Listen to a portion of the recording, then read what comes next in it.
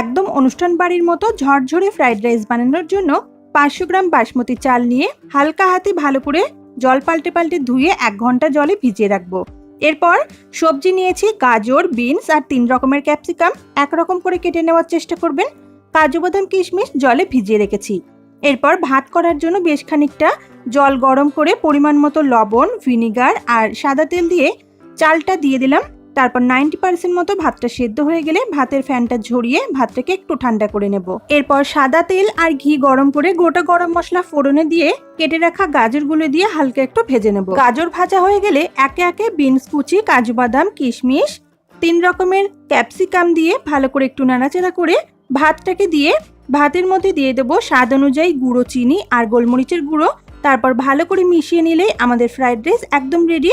অনেক ছোট ছোট টিপস সহ আমি চ্যানেলে ফুল ভিডিওটা আপলোড করেছি, একবার চাইলে দেখে নিতে পারেন।